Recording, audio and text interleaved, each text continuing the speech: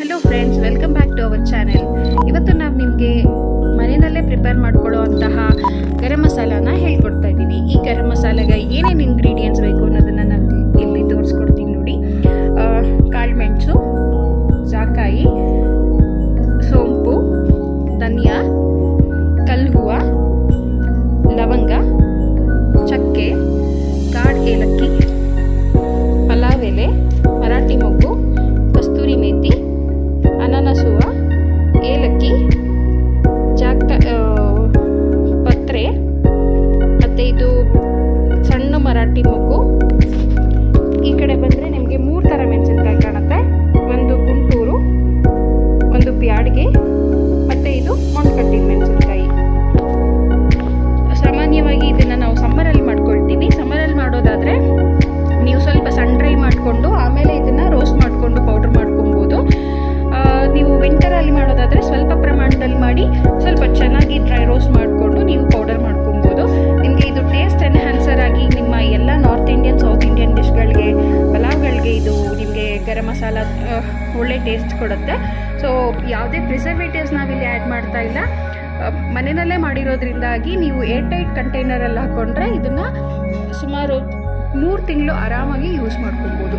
ಬನ್ನಿ ಹಾಗಿದ್ರೆ ಹೇಗೆ ಮಾಡೋದು ಅಂತ ನೋಡೋಣ. ಸೊ ಇಲ್ಲಿ ನಾವು ಡ್ರೈ ರೋಸ್ಟ್ನ ಸ್ಟಾರ್ಟ್ ಮಾಡ್ತಾ ಇದ್ದೀವಿ. ಒಂದು ದೊಡ್ಡ ಕಡಾಯಿ ಇಟ್ಕೊಂಡು ಕಡಾಯಿ ಸ್ವಲ್ಪ ಕಾದ್ಮೇಲೆ ನಿಮಗೆ ಒಂದೊಂದೇ ಸಾಮಗ್ರಿಗಳನ್ನ ಹಾಕೊಳ್ತಾ ಬರ್ತೀವಿ. ಈಗ ಫಸ್ಟಿಗೆ ಧನಿಯಾ ಕಾಳು, ಮೆಣಸು, ಸೋಂಪು ಮತ್ತು ಜಾಕಾಯಿ ಇಷ್ಟನ್ನು ಹಾಕಿ ಸ್ವಲ್ಪ ಫ್ರೈ ಮಾಡ್ಕೋಬೇಕು, ರೋಸ್ಟ್ ಮಾಡ್ಕೋಬೇಕು. ನೋಡಿ, ಇಷ್ಟು ರೋಸ್ಟ್ ಆದರೆ ನಿಮಗೆ ಸಾಕು. ಅದರ ನೆಕ್ಸ್ಟ್ ಲೆವೆಲಲ್ಲಿ ಬರ್ತಾ ಈ ಬೇರೆ ಎಲ್ಲ ಪದಾರ್ಥಗಳನ್ನ ಹಾಕ್ಕೊಳ್ತಾ ಇದ್ದೀವಿ. ಸೊ ಇಲ್ಲಿ ನೋಡ್ಬೋದು, ಮೆಣಸಿನ್ಕಾಯಿ ಬಿಟ್ಟು ಬೇರೆ ಎಲ್ಲ ಪದಾರ್ಥನ ಹಾಕಿ ಇದನ್ನು ನಾವು ಡ್ರೈ ರೋಸ್ಟ್ ಮಾಡ್ತಾ ಇದ್ದೀವಿ. ಆಯಿಲ್ ಏನೂ ಹಾಕ್ತಾ ಇಲ್ಲ, ಎಲ್ಲನೂ ಡ್ರೈ ರೋಸ್ಟೇ. ಡ್ರೈ ರೋಸ್ಟ್ ಮಾಡೋದ್ರಿಂದ ನಿಮಗೆ ಸ್ಟೋರೇಜ್ಗೆ ಹೆಲ್ಪ್ ಆಗುತ್ತೆ.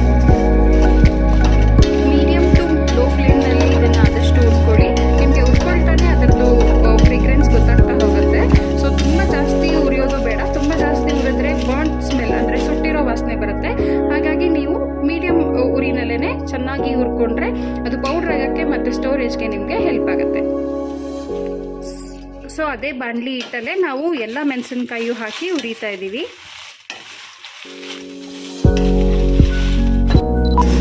ಸೊ ಇಷ್ಟು ಹುರ್ಕೊಂಡ್ರೆ ನಿಮಗೆ ಸಾಕು. ತುಂಬ ಜಾಸ್ತಿ ಬರ್ನ್ ಮಾಡೋವಂಥ ನೆಸಸರಿ ಇಲ್ಲ.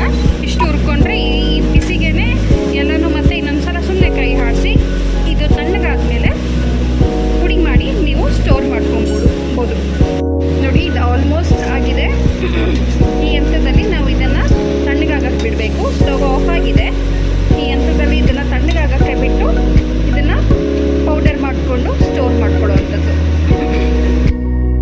ನೋಡಿ, ಈಗ ತಣ್ಣಗಾಗಿದೆ. ಇದನ್ನೆಲ್ಲ ಮಿಕ್ಸಿ ಜಾರ್ಗೆ ಟ್ರಾನ್ಸ್ಫರ್ ಮಾಡ್ಕೊಳ್ತಾ ಇದ್ದೀವಿ.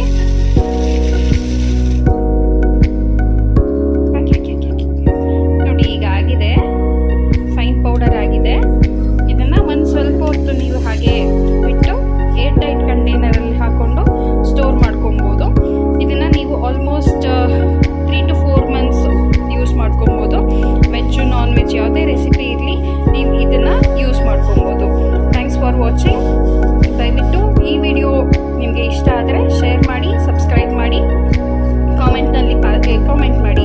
ನಿಮಗೆ ಬೇರೆ ಯಾವುದೇ ರೆಸಿಪಿ ಬೇಕಂದ್ರೂ ಫೀಲ್ ಫ್ರೀ ಕಾಮೆಂಟ್ ಬಾಕ್ಸ್ನಲ್ಲಿ ಹಾಕಿ. ಮುಂದಿನ ದಿನಗಳಲ್ಲಿ ನಾವು ಅದನ್ನು ಮಾಡಿ ತೋರಿಸುವಂಥ ಪ್ರಯತ್ನನ ಮಾಡ್ತೀವಿ. Thank you all.